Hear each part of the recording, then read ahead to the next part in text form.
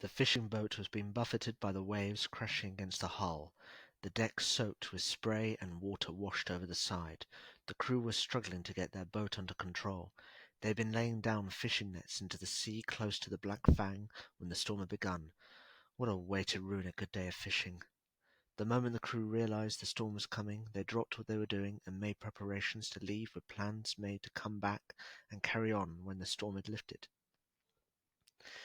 The skipper, a man who had been on the sea for 4 decades, knew better than to hang around the Fang during a storm. All but one of the crew were locals. They knew the legends that had hung over the Black Fang like a shadow of dread. The new fisherman protested. The moment that he did, the captain and the crew were stunned. Before they remembered, he didn't know anything about the history of the Black Fang. And they did. They told him. The Black Fang was an area of jagged undersea rock which had caused many problems for mariners for years. But when it was realized and understood, much of the problem lay in the jagged rock formations underneath the surface, which pierced the hulls of the ships. But there was another problem. The whole place was cursed. There were mysterious disappearances that had plagued the area for centuries, and everyone was warned to steer clear of it as much as they could. But this didn't bother the new man. When he heard the story, he just laughed. Naturally, he didn't believe them. He laughed his head off, surprising and horrifying the crew and the captain of the trawler. The boat struggled to pass through the water as it was buffeted by the waves. The engines were straining with the effort to move, and with each wave crashing into them, the more they were pushed into the Black Fang. The captain struggled from his place on the bridge as he helped the man at the wheel with keeping his boat on an even keel. And then they heard it. On the air was the seductive, sultry song of a woman singing over the sounds of the storm. The sound of the song stopped the men from carrying on with their tasks. They became statues as they listened to the song, which was growing louder, as if the singer was sensing their increased attention. The scary part was the crew had heard of legends about sounds of singing, but they were powerless to stop it. The song was so seductive, all of the crew were hooked. The song had a clear, strong message. Come to me. None of the crew had the will to resist. One by one they jumped into the sea, completely dismissing the dangers of the waves. They jumped off of the boat and left it drifting on the waves. But the fishermen were not affected by the storm. When they jumped in, the surface seemed as calm as an indoor swimming pool. But the fishermen didn't care about that. They began swimming, heading off in the direction of the song, letting it guide them. The song was still seductive, but its low tones rose a few decibels, in triumph, as the fishermen had jumped into the sea. The swim was long, but none of the crew cared. They just swam slowly through the stormy seas, ignoring the waves around them. The only sign the crew had that the storm was bothering them was how their clothes were now just a hindrance in the sea. More than once they were almost pulled under by the weight of their clothes. The singer realized that and altered the song slightly. Take your clothes off. You'll feel better. You do not need your clothes. You will not feel the cold of the ocean, but you will feel the warmth, my love, in the song. The fishermen mindlessly obeyed the command within the song. Slowly they shed off their heavy boots, their thick socks, and the thick layers they had on to protect them from the weather. As they took off their clothes, the men felt the chill of the water, but they ignored it, and they carried on. Much better. Time had no meaning for any of the men. For them, it might have been just 20 minutes since they jumped in, or half an hour, or 45 minutes, or even 54 years, or 500 years. It didn't matter to them. They just swam on, indifferent to how long they'd been swimming, or what awaited them. They didn't care. They listened out for the song, and left it to guide them, until the brainwashed fishermen found themselves swimming towards a large black mass towering over them. It was the local sea fort. The history of the Black Fang was as mysterious as the fate of its victims. The Black Fang was an area full of jagged submerged rock, which for centuries had served as a strategic, natural barrier protecting the shores of England for generations against enemies like the French and the Germans.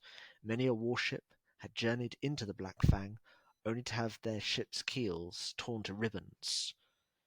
For hundreds of years, mariners learnt quickly the only thing you were likely to find in the Black Fang region was nothing more than certain death. In each instance, There were no survivors. There was never a body that was lucky enough to wash up on the beach. It was as if they had just vanished. And this didn't just include bodies. Even wreckage did not survive. It was as if the rocks on the seafloor shifted, as if they were alive, like a giant sea monster was shifting restlessly on the seabed in the throes of its deep sleep. Charting the Black Fang was impossible for that reason, but that didn't mean many hadn't tried, and many navigators had confidently tried, only to lose their lives. More mysteriously was the supernatural angle. Many a seaman had spread tales of strange disappearances, songs on the air that were too far to hear, but could be heard regardless, and lights underneath the surface. So many viewed the Black Fang with fear, worry, and respect. Sadly, it was not always shared. When the Black Fang, while, while the Black Fang was a natural and supernatural barrier that protected England, the people who came up with the idea of building sea forts believed the Black Fang deserved to be bolstered. Unfortunately, the idea was cursed from the beginning. It took much longer to anchor the fort to the ground, and it had to be moved several times before it was deemed satisfactory. Sadly, it never stopped. Men working on the fort were driven insane, including the officers. Finally, after so many men lost their minds or vanished mysteriously, parts of the fort just stopped working and fell apart, and it became harder and harder to send replacement crews off to the fort before they too succumbed to whatever curse was affecting anyone unlucky enough to be assigned there. Even promises of extra pay failed. And then, one night, the whole crew vanished at last. The investigators didn't find any sign of them when they explored the fort. The boats were still there, so they didn't leave that way. There was no blood, no sign of a fight, no struggle. All their possessions were there, but none of the crew were. They had just vanished. All of this took place in a short span of 9 months.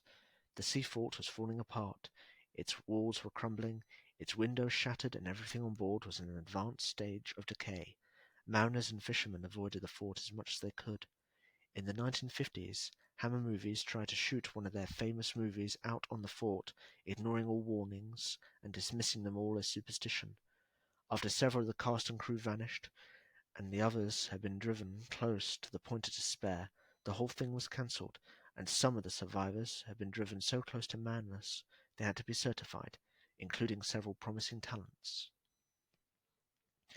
Nobody even knew how they survived. It was like something snapped inside their minds.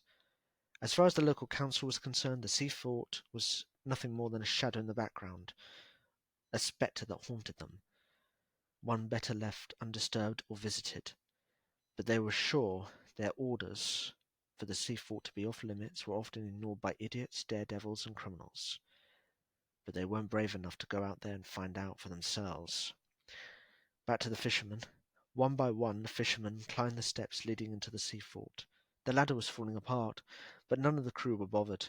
All they could see and hear was the song. It was louder now, its seductive tones more so than ever before. The fishermen walked through the decaying corridors of the run-down sea fort, oblivious to the smells of rot, sea-rusted iron, and they didn't care what they were walking on. They were just following the song. Finally, they came to the center of the sea fort, where they found 3 young women waiting for them. The women were tall and lithe, and in the darkness of the sea fort, their skin seemed to glow with unnatural light. Their lower legs were covered with subtle scales, like from a fish. Their faces were full of feminine beauty, and they were continuing their song, and they didn't stop while they ushered the men, still locked in their trances, into the center of the room. The men, under the direction of the women, were slowly bunched together into a circle. The 3 women were joined by more of their fellows, who also took up the song. They kept circling and singing as they bunched the men together, tightening the circle around them like a hangman's noose. Once the men were bunched together, only then did the song end. The men only had a minute or two to realize the trance was over, that the song was finally over, before the women charged at them, opening up their mouths and exposing sharp fangs. They didn't even have time to scream. The mermaid leader smirked as she gently wiped the last drops of blood away from her mouth later. The fishermen were like all of their targets over the generations, so miraculously easy to convince to come to them. For centuries the mermaids had used their magical abilities to lure the humans into their territory. to feed on them. She looked down at the corpses of the humans. They were completely drained of all of their blood, but their meat cuts would feed the colony for a long time to come, at least until the next feed. And everyone, that's our story for today. I hope you enjoyed it just as much as I did writing it after being inspired by seeing those sea forts.